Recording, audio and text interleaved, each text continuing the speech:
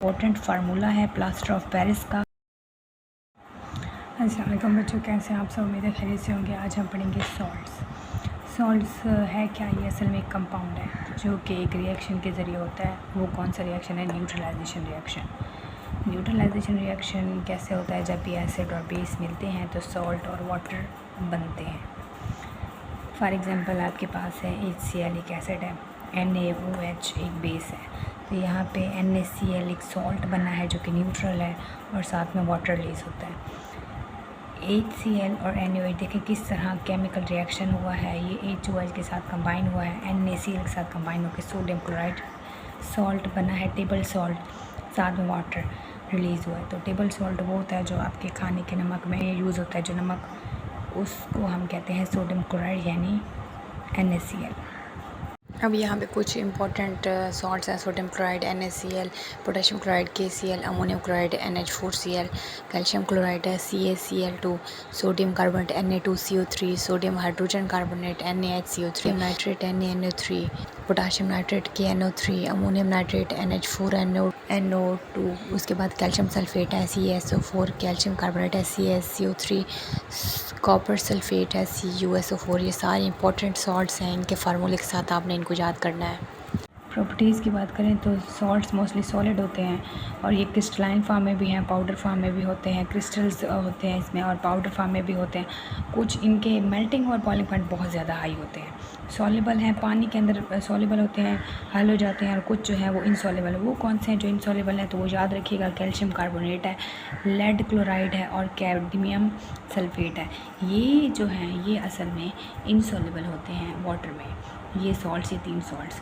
अच्छा, उसके बाद क्या है? उसके बाद ये है कि इनके अंदर जो है क्रिस्टल्स के अंदर वाटर मॉलिक्यूल होते हैं और ये शेप के लिए भी रिस्पॉन्सिबल हैं, ज़िम्मेदार होते हैं। ये शेप देते हैं वाटर मॉलिक्यूल क्रिस्टल को। ये है कार्बोनेट्स और बाइकार्बोनेट्स का रिएक्शन। तो ये देखिए सोडियम कार्बोनेट है, ये कार्बोनेट्स हैं। कार्बोनेट का मतलब है CO3 जिसके साथ लगा होता है ना, वो कार्बोनेट उनको कहते हैं। तो सोडियम कार्बोनेट है और साथ में HCl है। तो कार्बोनेट्स और बाइकार्बोनेट साथ मिल के ये सॉल्ट बनाएंगे। जो देखें यहाँ पे CO2 रिलीज़ होते हैं, जहाँ पे भी कार्बोनेट्स होंगे वहाँ पे CO2 रिलीज़ होगी। तो कार्बोनेट्स के साथ जब रिएक्शन होगा तो कार्बन डाइऑक्साइड गैस रिलीज़ होगी। ठीक है, ये रिएक्शन देखें किस तरह हो रहा है। Na के साथ Cl कंबाइन हो रही है, तो ये NaCl2H जो है ये एक ऑक्सीजन लेके जाएगा तो H2O, बाकी CO2 पीछे बच जाएगी। अब ये 5वीं प्रॉपर्टी ये है कि कार्बोनेट्स एंड बाइकार्बोनेट्स जब रिएक्शन करेंगे तो साथ में आपको वाटर और सॉल्ट रिलीज़ होंगे और साथ में कार्बन डाइऑक्साइड गैस भी बनेगी, क्योंकि जहाँ पे कार्बोनेट्स रिएक्शन करते हैं तो कार्बन डाइऑक्साइड गैस वहाँ पे प्रोडक्ट्स में बनती है। उसके बाद छठी प्रॉपर्टी ये है कि जब salts of heavy metal reaction करेंगे अल्कलीज के साथ तो प्रेसिपिटेट बनेंगे उस हैवी मेटल हाइड्रोक्साइड के। यहाँ पे रिएक्शन है फेरिक क्लोराइड जो कि एक हैवी मेटल का सॉल्ट है और साथ में सोडियम हाइड्रोक्साइड जो कि एक अल्कली है।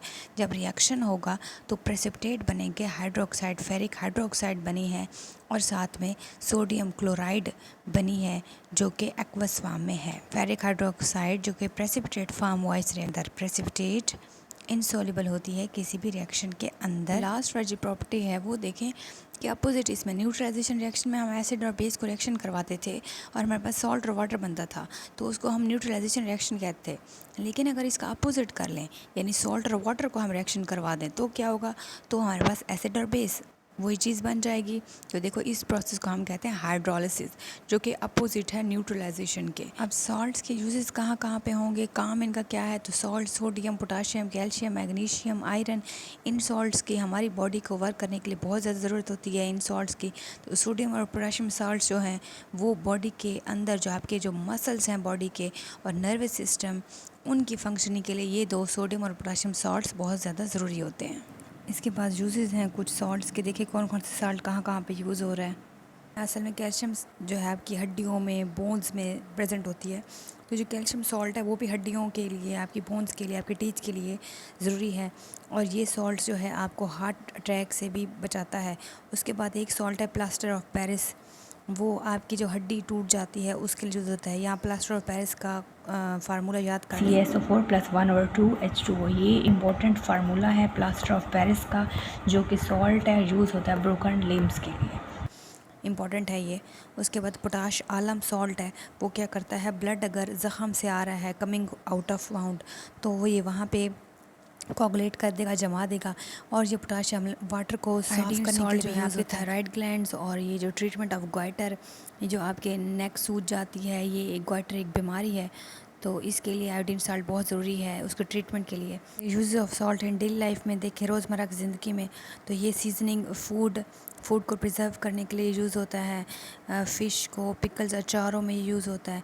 बेकिंग सोडा जो है is useful for giving softness to bread and cake, ये डबल रोटी को फुलाने में, केक को फुलाने में ये यूज़ होता है बेकिंग सोडा।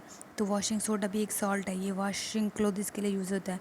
उसके बाद सोडियम पोटाशियम टार्ट्रेट, ये यूज़ होता है लैक्सेटिव में। लैक्सेटिव कब्ज़ जो बीमारी है उसकी जो मेडिसिन है वो लैक्सेटिव होती है, तो मतलब उस मेडिसिन के अंदर, लैक्सेटिव मेडिसिन के अंदर सोडियम पोटाशियम टार्ट्रेट वाला साल्ट होता है। उसके बाद इंडस्ट्रीज़ के अंदर देखें तो सोडियम क्लोराइड जो है ये कहाँ कहाँ पे यूज़ हो रहा है, क्लोरीन की तैयारी में, हाइड्रोजन क्लोराइड की तैयारी में, caustic soda, washing soda, sodium hydrogen carbonate, इनकी तैयारी में जो है सोडियम क्लोराइड सॉल्ट यूज़ हो रहा है। उसके बाद सोडियम कार्बोनेट सॉल्ट की बात करें तो ये हार्ड वाटर जिसमें कैल्शियम मैग्नीशियम के आयन होते हैं उनको सॉफ्ट में कन्वर्ट करने के लिए, पीने के काबिल बनाने के लिए ये यूज़ होता है। और ये ग्लास और सोप की मैन्युफैक्चरिंग के लिए भी यूज़ होता है। उसके बाद पोटाशियम नाइट्रेट वाला सॉल्ट जो है वो gun powder and fire work, it also use fertiliser, ये फर्टिलाइज़र खादों में भी यूज़ होता है। और बारूद और ये जो धमाका खेज़ मवाद है इसको तैयारी में भी ये यूज़ होता है। पटाखों के अंदर जो बारूद होते हैं, जो पाउडर होते हैं, गन पाउडर, इसके अंदर भी पोटाशियम नाइट्रेट होता है। इसके बाद पोटाश आलम जो सॉल्ट है वो एक तो वाटर को साफ़ करने के लिए, दूसरा कपड़ों को रंगने के लिए, टैनिंग हाइड्स, और ये कॉपर सल्फेट जो है ये यूज़ होता है fungicides in calico printing, in electroplating. ठीक है, ये सारी जो हैं कैलिको प्रिंटिंग, कपड़े के ऊपर जो डिज़ाइनिंग होती है, डिजिटल जो प्रिंट होता है उसमें ये यूज़ होता है। फंजीसाइड जो कीड़े मारो उनके लिए स्प्रे के अंदर यूज़ होता है। इलेक्ट्रोप्लेटिंग, टैनिंग, ये सारी चीज़ें इनके अंदर सॉल्ट्स जो है वो यूज़ होंगे। कोई बात समझना है ज़रूर पूछेगा। मिलते हैं नेक्स्ट लेक्चर में, तब तक अपना बहुत सारा ख्याल रखिएगा। Thank you so much. अल्लाह हाफिज़।